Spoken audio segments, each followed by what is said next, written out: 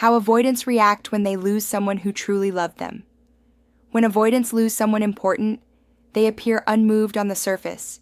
No tears, no dramatic gestures, just cold silence. This silence makes you believe they never cared at all. But here's the truth. Avoidants feel the loss most intensely when they lose the right person. They just process it quietly, slowly, and often too late. Their grief hides behind pride and emotional walls, but losing someone who truly understood them creates deep internal chaos they'll never show. Stage 1. Initial relief and denial. When an avoidant first loses someone who genuinely loved them, their immediate reaction is denial wrapped in false relief. They convince themselves they're fine, that they needed space anyway, that losing you was necessary. They recite the same protective narrative that's guided them for years. It's better to be alone than to be trapped. They lean hard on rationalizations, filling the silence with distractions, burying grief beneath work, routine, or casual encounters. They may even act relieved, as if they dodged a bullet. But deep down, something begins to stir. Because losing the right person isn't like losing just anyone. Stage 2. Rationalization and minimization. Avoidants don't feel the full weight of loss immediately. Their emotional processing is slow and delayed. It might take weeks or months before they confront what they lost, but the signs show up subtly. They find themselves checking your social media at 1 a.m., wondering if you've moved on. A song reminds them of you, and they feel something, not enough to reach out, but enough to create discomfort.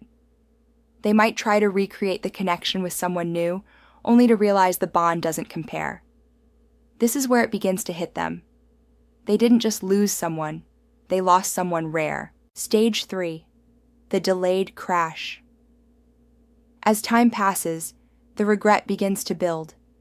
Avoidants start reflecting in silence, remembering the small moments, the way you were patient when they pulled away, how you made them laugh when they felt numb, how you kept showing up even when they gave you reasons to walk.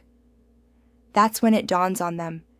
They lost someone who loved them in a way they didn't know how to receive.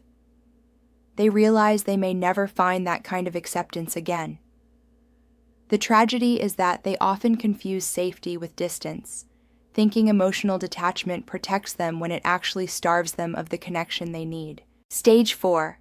Regret and self-punishment. Even when regret sets in, most avoidants won't chase you. Reaching out requires vulnerability, admitting, I was wrong, I miss you, I pushed away something good. For someone who spent a lifetime running from emotional exposure, that level of honesty feels terrifying. So they stay silent, checking your profile, asking mutual friends about you, rehearsing messages they'll never send. Pride keeps them frozen. It's easier to miss you quietly than risk rejection.